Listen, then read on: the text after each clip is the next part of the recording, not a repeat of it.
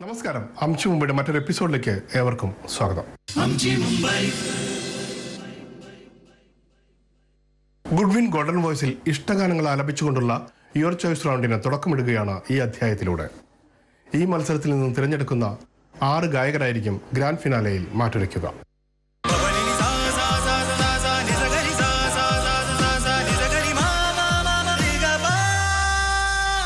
നമസ്കാരം.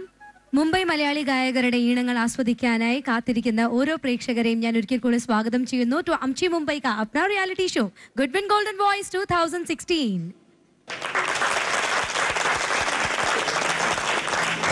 കഴിഞ്ഞ കുറെ ഘട്ട മത്സരങ്ങൾക്ക് ശേഷം ഒരു എലിമിനേഷനും പിന്നിട്ട ശേഷം മികച്ചതിൽ മികച്ചവരായ 12 ഗായകരാണ് നമുക്കിപ്പോൾ ഈ വേദിയിൽ അരങ്ങേറാൻ പോകുന്നത്.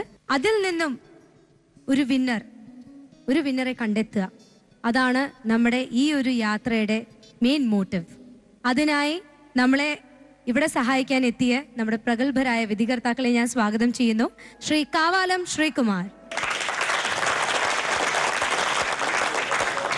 ശ്രീമതി പ്രീത കണ്ണൻ, യോർ ചോയ്സ് റൗണ്ടിൽ ഈ സദസ്സിലേക്ക് കാദംബരി പുഷ്പ സദസ്സിൽ എന്ന ഗാനവുമായി എത്തുന്നു അഞ്ജലി. വെൽക്കം അഞ്ജലി. വളരെ കോൺഫിഡൻ്റ് ആയി ഇതുവരെ പാടി എലിമിനേഷൻ റൗണ്ടിൽ ഇങ്ങനെ ഡൗട്ട്ഫുള്ളി നിൽക്കുന്നുണ്ടായിരുന്നു, പക്ഷെ എന്നാലും സ്മാർട്ട്ലി സേഫ്ഡ്. അപ്പൊ ഇനി ഫർദർ ഇതുപോലെ നന്നായി പാടുക, നല്ല മാർക്സ് കിട്ടട്ടെ എന്ന് ആശംസിക്കുന്നു കേട്ടോ. Wish you all the best.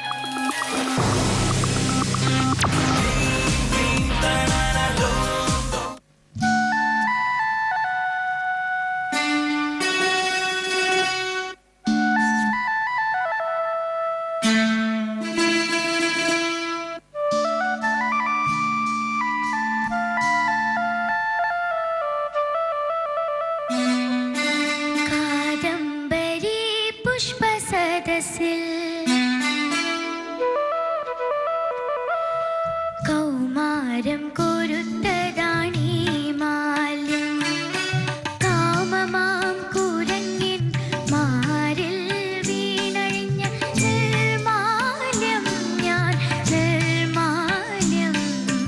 Kadambari പുഷ്പസദസ്സിൽ കൗമാരം കൊരുത്തതാണീ മാല്യം, കാമമാം കുരങ്ങിൻ മാറിൽ വീണഴിഞ്ഞ നിർമാല്യം, ഞാൻ നിർമാല്യം.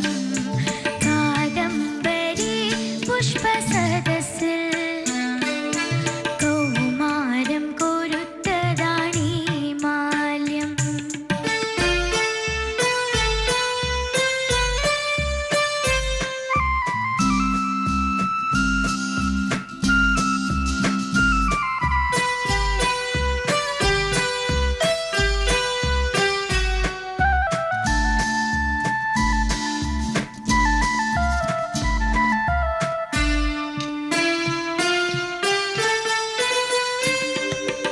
എന്തിനിതു തെരുവിൽ നിന്നെടുത്തു എന്നെ, എന്തിനു നിൻ ചിറകുകൾ പൊതിഞ്ഞു, സ്വർഗസോപാനത്തിൽ നിന്നു നീ എന്തിനീ മക്കളനയിൽ വന്നു, എന്റെ മക്കളനയിൽ വന്നു. മൂടുക മൂടുക രോമഹർഷങ്ങളാൽ മൂടുകി കൈനഖവടുക്കൾ, കാദംബരി പുഷ്പസദസ്സിൽ കൗമാരം കൊരുത്തതാണീ മാല്യം.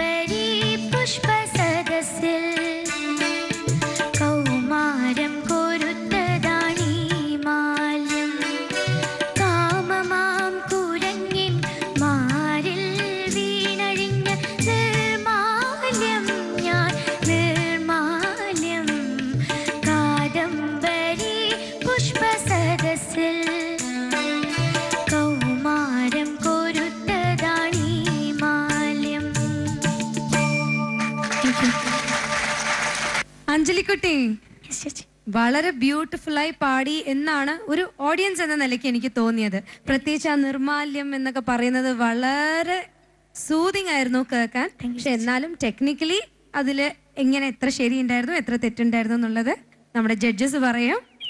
പ്രീത മാം മനോഹരായിരുന്നു കേട്ടോ, നല്ല അസലായി പാടി.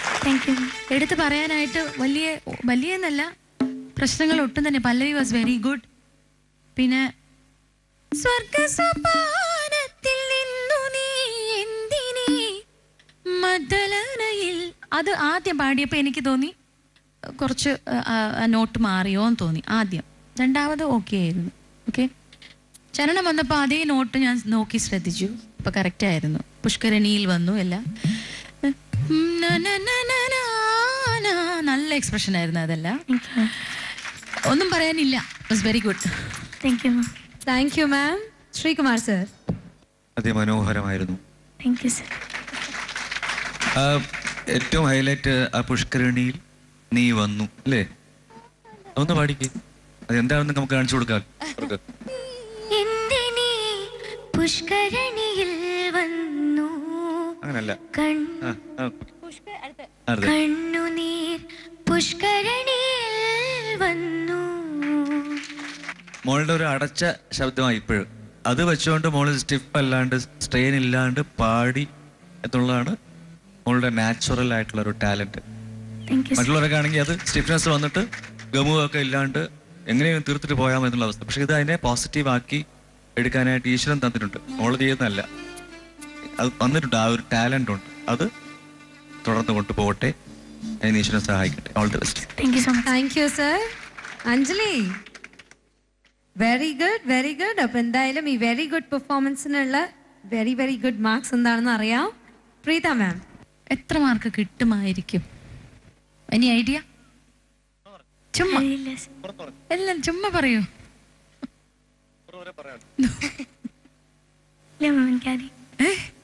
എന്താ അറിയില്ല. ഞാൻ പറയാം 86. Thank you ma'am. Sreekumar sir അതിൽ നിന്ന് ഒരു മാർക്ക് കൂടെ കൂട്ടി തരാം. 87. Very nice Anjali. അപ്പൊ വളരെ ഭംഗിയായി പാടി എന്നാണ് പറയുന്നത്. ശ്രീകുമാർ സാർ പറഞ്ഞ മാതിരി ഈ ഗോഡ് ഗിവൻ ഗിഫ്റ്റ് എന്നും ഇതുപോലെ കൂടെ ഉണ്ടാവട്ടെ. Okay, wish you all the best. നഗരത്തിന്റെ നേർക്കാഴ്ചകളുമായി Mumbai fast news.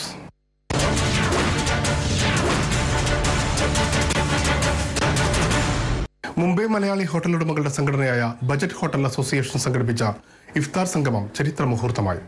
നോമ്പുതുറയിൽ Mumbai mayor അടക്കം നിരവധി പ്രമുഖർ പങ്കെടുത്തു.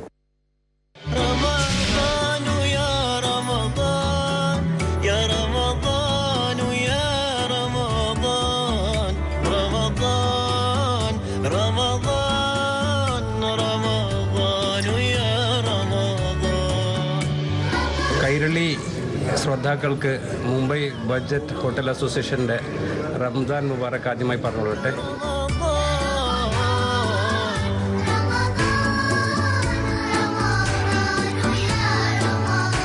ദി ബജറ്റ് ഹോട്ടൽ അസോസിയേഷൻ ആദ്യമായി സംഘടിപ്പിച്ച ഇഫ്താർ വിരുന്നിൽ പകർന്നാടിയത് കേരളത്തിലെ കാസർഗോഡ് ജില്ലയിലെ പടന്ന എന്ന ഗ്രാമത്തിന്റെ സ്നേഹവും ഊഷ്മളതയും.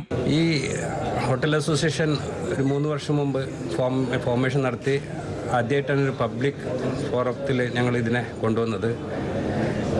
ഇന്ന് ഞങ്ങൾ ബജറ്റ് അസോസിയേഷനിൽ മെമ്പർമാർ കണ്ടമാനുണ്ടെങ്കിലും ഇന്നത്തെ പരിപാടിയിൽ ഞങ്ങൾ ഒരു 120ഓളം ഹോട്ടൽ ബോംബെ സബർബണിലും മെയിൻ ബോംബെയിലുള്ള 120ഓളം ഹോട്ടലിൻ്റെ ഓണേഴ്സ് ആണിന്ന് ഈ നോമ്പുമുറി റംസാൻ മാസം ഞങ്ങൾ ഒരുക്കിയിട്ടുള്ളത്. കാസർഗോഡ് പടന സ്വദേശികളുടെ ഉടമസ്ഥതയിലുള്ള 120ഓളം ഹോട്ടലുകളാണ് മുംബൈ നഗരത്തിലുള്ളത്.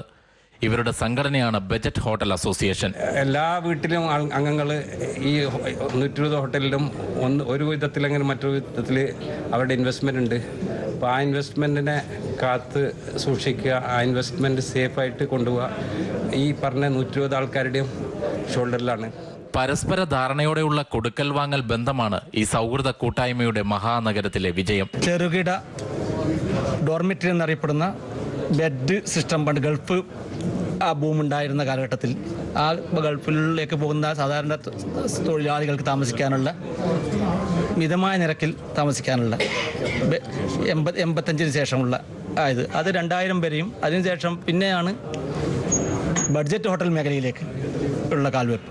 സാധാരണക്കാർക്ക് പ്രാപ്യമായ നിലവാരമുള്ള താമസ സൗകര്യങ്ങൾ ഒരുക്കിയാണ് മുംബൈയിൽ ബജറ്റ് ഹോട്ടൽ അസോസിയേഷൻ അംഗങ്ങളുടെ ഉടമസ്ഥതയിലുള്ള ഹോട്ടൽ ശൃംഖലകൾ മാതൃകയാകുന്നത്. നമ്മൾ ബജറ്റായി ചെയ്യും, പക്ഷേ ഏറ്റവും നല്ല രീതിയിൽ ആ സെഗ്മെൻറ്റേഷൻ തന്നെ ലോഡ്ജുകളും ഗസ്റ്റ് ഹൗസുകളും ഡോർമെട്രികളും റൂമും എല്ലാ കാര്യങ്ങളും നമ്മൾ വളരെ നല്ല രീതിയിൽ 1000 മുതൽ 3000 രൂപ വരെയുള്ള റേറ്റിൽ കൊടുക്കുകയും ആൾക്കാരുടെ പരമാവധി ആവശ്യങ്ങൾ ബെഡ്, ബ്രേക്ക്ഫാസ്റ്റ്, വൈഫൈ ഇതാണ് ഇന്നത്തെ ആവശ്യം. ഈ ആവശ്യത്തിന് നല്ല രീതിയിൽ പരിപോഷിപ്പിച്ചുകൊണ്ട് ഏകദേശം മുറികളാണ് ഈ ശൃംഖലയുടെ കീഴിൽ മുംബൈ നഗരത്തിന്റെ ഹൃദയഭാഗത്തായി ഒരുക്കിയിരിക്കുന്നത്. തീവ്രവാദ ബന്ധത്തിന്റെ പേരിൽ പഠനാനിവാസികൾ നേരിടേണ്ടി വന്ന വിമർശനങ്ങളും ദുഷ്പേരുകളും കുറച്ചൊന്നുമല്ല ഇവരെയെല്ലാം ആശങ്കയിലാക്കിയത്. തീവ്രവാദ കേസുകളൊക്കെ ഇന്ത്യയിൽ നിന്ന് IS പോലെയുള്ള കാര്യങ്ങൾ ചർച്ച ചെയ്യുമ്പോൾ നമ്മുടെ ഒരു കൊച്ചു ഗ്രാമത്തിനെ ലോകം മുഴുവൻ ടാർഗറ്റ് ചെയ്യുന്ന ഒരു രീതിയിലേക്ക് പോയിരുന്നു. ഞങ്ങൾ ചെയ്യുന്ന നന്മകളാണ് ലോകത്തിന് മുന്നിൽ എത്തേണ്ടത്. ഞങ്ങളുടെ നാടും അത്തരത്തിലുള്ള ഒരു നാടാണ്. മുസ്ലിം ഭൂരിപക്ഷ മേഖലയാണെങ്കിലും ഞങ്ങളുടെ നാട്ടിൽ ക്ഷേത്രങ്ങളും കാര്യങ്ങളൊക്കെ സ്ഥിതി ചെയ്യുന്നു, ഉത്സവങ്ങൾ നടന്നു പോരുന്നു.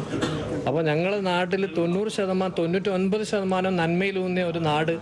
ഏതാനും ചിലരുടെ പ്രവൃത്തി മൂലം കളങ്കമുണ്ടായിട്ടുണ്ടെങ്കിലും ഈ കാണുന്നതൊക്കെ നമ്മുടെ നന്മയുടെ പ്രതീകങ്ങളാണ്. സ്ഥലത്തിന് പൊന്നുവിലയുള്ള നഗരത്തിലെത്തുന്ന സാധാരണക്കാരായ സന്ദർശകരെ അലട്ടുന്ന പ്രധാന പ്രശ്നമാണ് താമസിക്കാനൊരിടം. നഗരത്തിൽ കച്ചവടത്തിനായി എത്തുന്ന ചെറുകിട ബിസിനസ്സുകാർക്കും തൊഴിൽ തേടി ഗൾഫിലേക്ക് പോകുന്നവർക്കുമെല്ലാം അത്താണിയായിരുന്നു ബജറ്റ് ഹോട്ടലുകൾ. ബോംബെ പട്ടണത്തിൽ ഹോട്ടൽ ബിസിനസ് തന്നെയാണ് പഠനക്കാർ ആദ്യം തന്നെ തുടങ്ങിയത് 1937 തന്നെ. ഈ റെസ്റ്റോറൻറ്റ് ബോംബെനെ സംബന്ധിച്ചിടത്തോളം ബോംബെൻ്റെ പട്ടണത്തിലും പ്രാന്തപ്രദേശത്തിലും ഒരുപോലെ കൊണ്ടുപോകാൻ വേണ്ടിയിട്ടുള്ള ഫോളോ ചെയ്യാൻ വേണ്ടിയിട്ട് പഠനക്കാർക്ക് സാധിച്ചിട്ടുണ്ട്. സാക്കിനക്ക പെനിസുല ഹോട്ടലിൽ സംഘടിപ്പിച്ച നോമ്പുതുറയിൽ മുംബൈ മേയർ വിശ്വനാഥ് മഹാദേശ്വർ അടക്കം നിരവധി പ്രമുഖർ പങ്കെടുത്തു. മുൻ മന്ത്രി നസീം ഖാൻ, മുൻ കോർപ്പറേറ്റർ മൊഹ്സീൻ ഹൈദർ, കോർപ്പറേറ്റർമാരായ ഹാജി അലീം, ദിനേഷ് കുബാൽ എന്നിവരും ബോംബെ കേരള മുസ്ലിം ജമാഅത്ത് നേതാക്കളും പങ്കെടുത്തു. ഒരു ചെറിയ ഗ്രാമത്തിൽ നിന്നും എത്തിച്ചേർന്നവർ പരസ്പരം കൈകോർത്ത് വ്യവസായം നടത്തുകയും 2000-ൽ പരം ആധുനിക സൗകര്യങ്ങൾ ഒരുക്കിയ റൂമുകളുള്ള ഹോട്ടലുകൾ പടുത്തുയർത്തുകയും ഇവരെല്ലാം ഒരു കുടക്കീഴിൽ അണിനിരക്കുകയും ചെയ്യുന്നത് അപൂർവമായ കാഴ്ചയാണ്.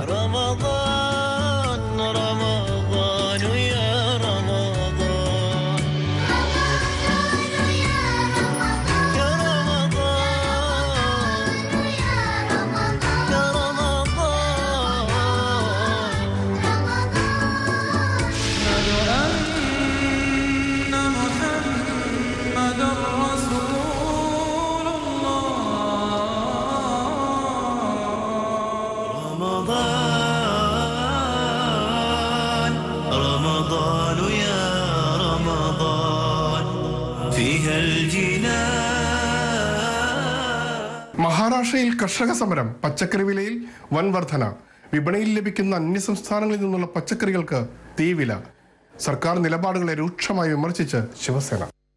മുംബൈ, താനെ, നവി മുംബൈ മേഖലകളിലേക്ക് പ്രധാനമായും പച്ചക്കറികൾ എത്തുന്നത് വാശി APMC മാർക്കറ്റിൽ നിന്നാണ്. കർഷക സമരം തുടങ്ങിയതോടെ APMCയിലെ മൊത്ത വിപണിയിൽ തന്നെ ചില ഇനങ്ങൾക്ക് ഒറ്റ ദിവസം കൊണ്ട് ഇരട്ടിയോളമാണ് വിലവർധനവുണ്ടായത്. പച്ചക്കറികൾ ലഭ്യമാകാത്തതാണ് വിലക്കയറ്റത്തിന് കാരണമായത്. ഏറെ വലഞ്ഞത് വീട്ടമ്മമാരും. കഴിഞ്ഞ ആഴ്ച 20 രൂപ കിലോ ഉണ്ടായിരുന്ന തക്കാളി ഇപ്പോൾ 100 രൂപയായി. ഇപ്പോൾ 100 രൂപയ്ക്ക് കൊണ്ടുവന്ന പച്ചക്കറിയാണിത്. ഈ സ്ഥിതി തുടർന്നിട്ടുണ്ടെങ്കിൽ വളരെ കഷ്ടപ്പാടാണ്. ധനിയ तो 80 रुपीस और बैंगन तो 100 रुपीस kg है.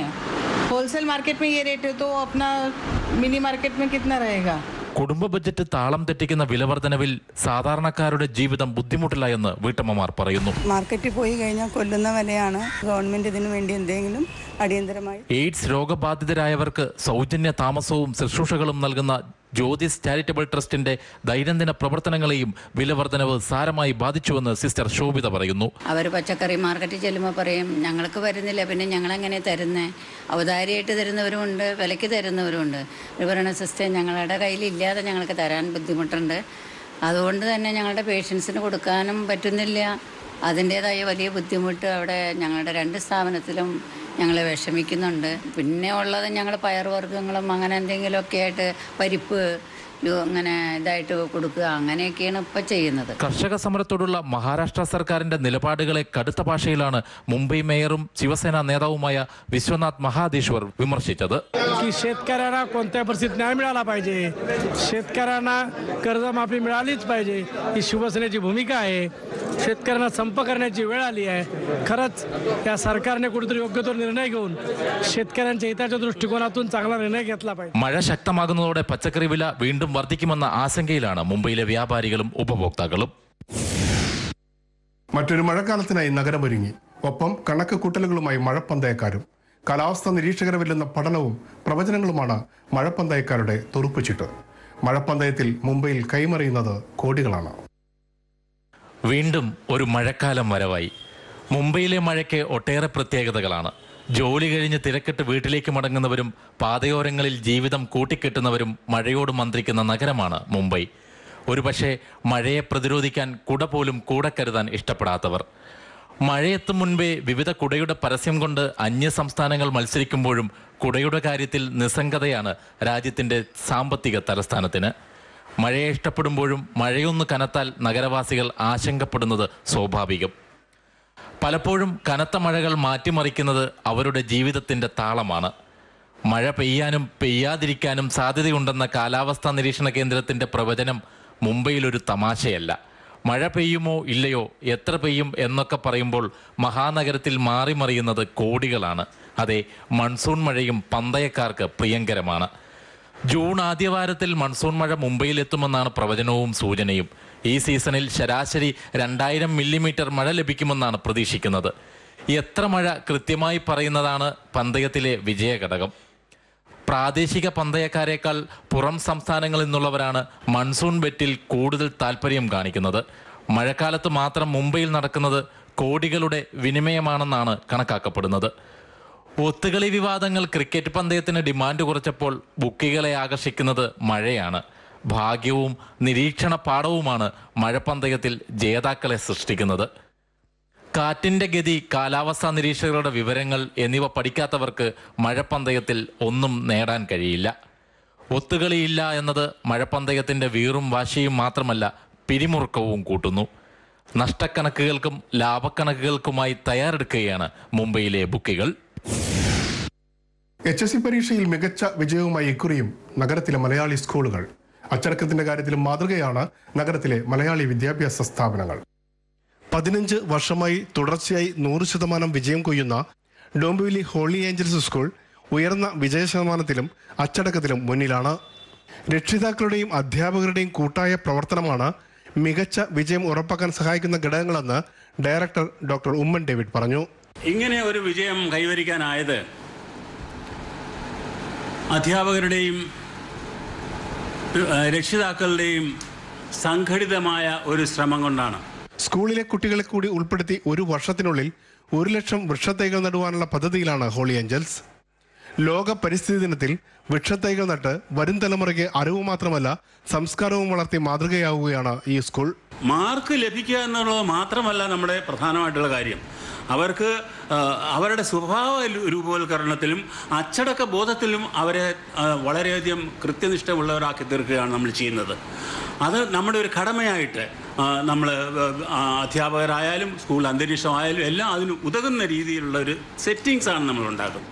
ഈ വർഷം മഹാരാഷ്ട്രയിൽ ഏറ്റവും ഉയർന്ന വിജയശതമാനം നെരൂളിലെ DAV പബ്ലിക് സ്കൂളിന് സ്വന്തം. മഹാരാഷ്ട്രയിലും ഗുജറാത്തിലും 16 സ്ഥാപനങ്ങളുള്ള DAVയുടെ ഓരോ സ്കൂളിലും 5000-ലധികം കുട്ടികളാണ് പഠിച്ചു വരുന്നത്. കുട്ടികളിൽ ഉയർന്നുവരുന്ന ഉത്തരവാദിത്വബോധമാണ് ഉയർന്ന നിലവാരത്തിന് പിന്നിലെന്ന് DAV public school principal Jose Kurian പറഞ്ഞു. കുട്ടികളിൽ ഉയർന്നു വരുന്ന ഒരു ഉത്തരവാദിത്വ ബോധം, സ്വന്തം ഉത്തരവാദിത്വ ബോധമാണ് ഇതിൻ്റെ എല്ലാം അടിസ്ഥാനം. അവരിൽ കൂടുതൽ അവബോധനം വന്നു തുടങ്ങി, ഉത്തരവാദിത്വം ഏറ്റെടുക്കുവാൻ തുടങ്ങി. അപ്പോൾ അതുപോലെ തന്നെ അവരുടെ ഉയർന്നു വരുന്ന പ്രതീക്ഷകളും സ്വപ്നങ്ങളും അതൊക്കെയാണ് ഇതിൻ്റെയൊക്കെ ശരിക്കുള്ള അടിത്തറ. അധ്യാപകരുടെയും മാതാപിതാക്കളുടെയും പ്രോത്സാഹനം തന്നെയാണ് കുട്ടികൾക്ക് പ്രചോദനം നൽകുന്നതെന്നും ജോസ് കുര്യൻ പറയുന്നു. Now even parents have started understanding that it should be a positive interference, not a negative interference. എന്ന് പറയുമ്പോഴത്തേക്ക് അവർ കൂടുതൽ സപ്പോർട്ടീവായിട്ട് കുഞ്ഞുങ്ങളെ ഒത്തിരി റെസ്പെക്റ്റ് ചെയ്തുകൊണ്ട്, അവരുടെ കാഴ്ചപ്പാടുകളെ റെസ്പെക്റ്റ് ചെയ്തുകൊണ്ട് അവരോട് കൂടി സഞ്ചരിക്കുവാൻ തുടങ്ങി. അപ്പം അതുകൊണ്ടാണ് ഇപ്പം നവറ്റ്സ് കോൾഡ് ഈ പരിവർത്തനങ്ങൾ, ഈ വളരെ ഉയർന്ന നിലവാരം നമ്മൾ കാണാൻ കഴിഞ്ഞതിൻ്റെ കാരണം അതാണ്. സോഷ്യൽ മീഡിയകളുടെ അമിതമായ ഉപയോഗം കുട്ടികളിൽ നിരുത്സാഹപ്പെടുത്തണമെന്നും കുര്യൻ മുന്നറിയിപ്പ് നൽകി. We cannot serve, the scriptures say, we cannot say two masters at a time. So because it's a time issue. It's a time, energy, that's a factor. If you are spending a lot of time on one area, then definitely you will not be able to spend time for the other one. HSC SSC പരീക്ഷകളിൽ മികച്ച വിജയം നേടിയ കുട്ടികൾക്ക് വിദ്യാഭ്യാസ സഹായവുമായി world Malayali council. World Malayali council Mumbai province മികച്ച വിജയം നേടിയ കുട്ടികൾക്കായി നൽകുന്ന സാമ്പത്തിക സഹായത്തിന്റെ അപേക്ഷകൾ ജൂലൈ 10 മുമ്പായി നൽകണമെന്ന് സംഘടനാ ഭാരവാഹികൾ അറിയിച്ചു. SSC HSC പരീക്ഷകളിൽ 80% കൂടുതൽ മാർക്ക് വാങ്ങിയ കുട്ടികൾക്കാണ് തുടർ പഠനത്തിനായി സഹായം നൽകുന്നത്. ഇതിലേക്കുള്ള അപേക്ഷകൾ wmcmumbai@gmail.com എന്ന വിലാസത്തിൽ അയക്കേണ്ടതാണ്. അംശു മുംബൈയുടെ ഈ അധ്യായം ഇവിടെ പൂർണ്ണമാകുന്നു. കൂടുതൽ മുംബൈ വിശേഷങ്ങളുമായി എല്ലാ ശനിയാഴ്ച രാത്രി 9:30 പീപ്പിൾ ടിവിയിലും എല്ലാ ഞായറാഴ്ച രാവിലെ 7:30 കൈരളി ടിവിയിലും.